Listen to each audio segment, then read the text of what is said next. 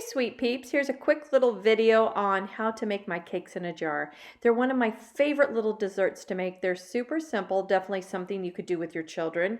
They're great because they're self-contained, so they make wonderful party favors. They're fun to leave in a little sack as a May Day instead of flowers. They're great for shipping and fun little party favors, so I hope you enjoyed the video. See you in the next one.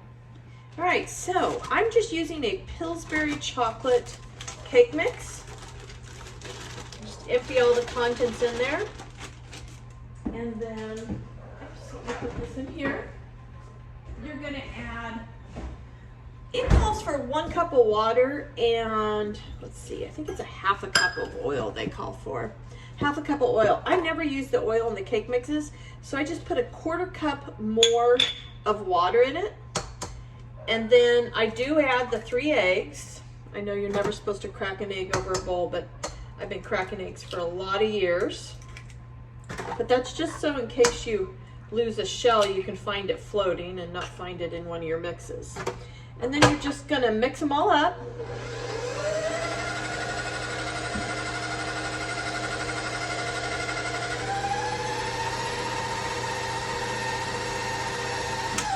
And then you're just gonna have to scrape down the bowl. I always go to the bottom, make sure you get everything off the bottom. You probably have to do this 2 times.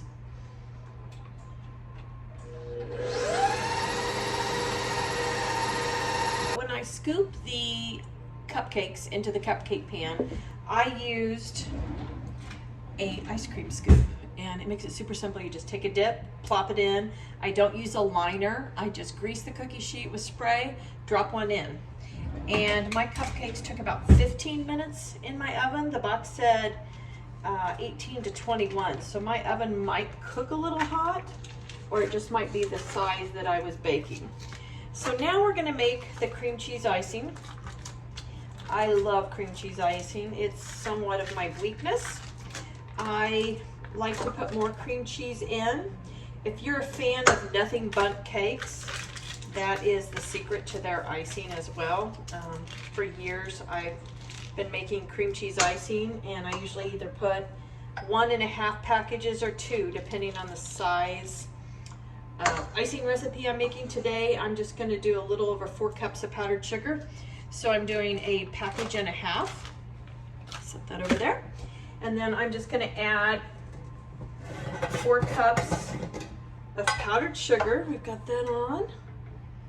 Put this in, let's see, make sure I have the right one. I always have 2 mix masters going. I need the bigger one for this KitchenAid. I love this KitchenAid. This was the Professional 5, and this Christmas they had a special KitchenAid where they were $250.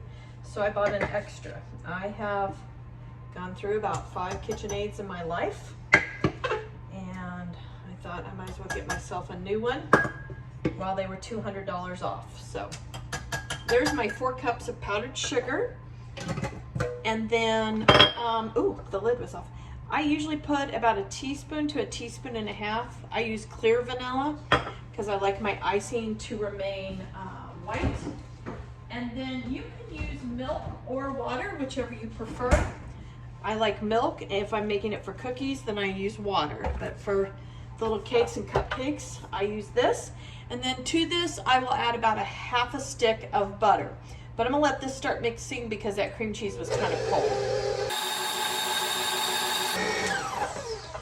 All right, I'm gonna scrape the bowl down. I'm gonna add the butter to it.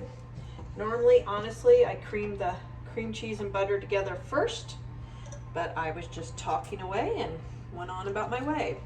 So there is 1/2 stick of butter. Now we'll just cream that in. Okay, scrape this down. I think it's a good consistency. You want it to be stiff to hold up in the jars, but not so stiff you can't pipe it. This could probably get just a smidge splash of milk. When people ask how much I put in initially, it's about 1/4 cup. Okay, so that is mixed up really good. I am just going to add, I have some Wilton. It is It's considered leaf green. I have these really cute little IKEA spoons. I use them all the time. I'm gonna put in quite a bit because I want it to be a good dark green. So let's start with that.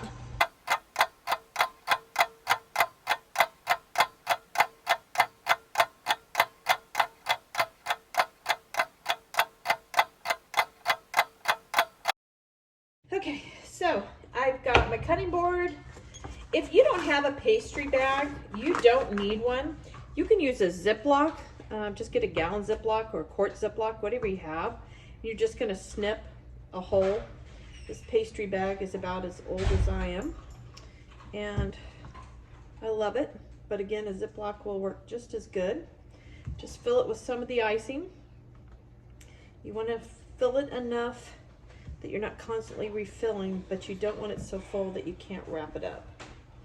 So I'm gonna stop one more little batch in here. There we go. I always use a glass. It seems like it makes it just a little bit easier to hold it.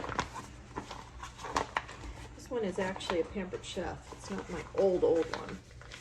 You can twist this along like this, and then you're gonna get the icing out the bottom. So I just stick it in my bowl so it's not coming out, or lay it on a side. I've got these really cute 1/2 pint jars. I picked these up at Walmart today because I wanted gold lids since it was St. Patrick's Day. So I just take the lids off of a couple of them. Set them over here. I always use a bread knife because it gives a good clean cut. You're just gonna cut your cupcake in half like this. I saved the tops to be the last layer because it has that pretty dome top. You'll obviously end up with more tops than you need because it takes 3 sections of a cupcake, 3 pieces, to make 1 cake in a jar. So you can just stick some of the toppers in the middle, which is perfect. You just want to make sure that you use them on the top. So that's what that looks like. You always want to start with a good clean bottom going in. Just push it down. I never put icing in the bottom. It's actually kind of hard to get out. So you're out there with a spoon trying to get the last bit of your icing. Drop another layer in, just like that. Push it down. You're gonna go around one more time like that. I don't really fill the center too much because you get good icing in there. And then we're gonna take one of these pretty domes, and I'm just gonna drop it in. They're a little bit bigger, so you just push them in like that. They go great. I get them down there, and then I think it's really cute just to put like a dollop like this on top. I picked these coins up. They're plastic. Half of them I drilled a hole through so that I could hang them on the outside with some baker's twine. The others I left like this. I think they're just really cute just to insert them like that. I have some gold coarse sanding sugar, so it kind of gives that pot of gold look. And then today at Walmart, I found this gorgeous gold shimmer sanding sugar, and it really brightens it up. So that's pretty on top there. And then you're just going to place the lid on top like this. Screw it down. The fun thing about these, they're really good. They mail beautiful. If I'm going to mail them, my daughter lives in California. I love to mail them to her. I freeze them for 24 hours, and then I pull them out of the freezer, put them in a box, and ship them out. So they arrive really, really fresh. Secondly, they're really good for seniors. A lot of times when you leave with a slice of cake, it dries out because it's been cut on both sides. So with these, they can open them, have a bite or two, and then put it back in the fridge and save it for dessert tomorrow. It's cute to take, I'll show you, baker's twine. I have all colors. I've ordered some green, and just come around like this several times and tie, if you can see the different colors of baker's twine, super cute. And just tie a cute little wooden spoon, or you could get a green plastic spoon. And they make great little gifts for St. Patrick's Day, Christmas, really just about anything. You can do a May Day instead of a basket. You can put these in little sacks, hang them on the neighbor's door. Kids love them too. They're great party favors. So these are my little cakes in a jar. And again, if you wanted to make them just a little bit different for adults, you can add a Bailey's or an Irish cream in there, or an Irish whiskey, or a creme de mint in the icing. But these are just a chocolate cake with a cream cheese icing. So I hope you enjoy these, and I'll see you in the next one. Bye.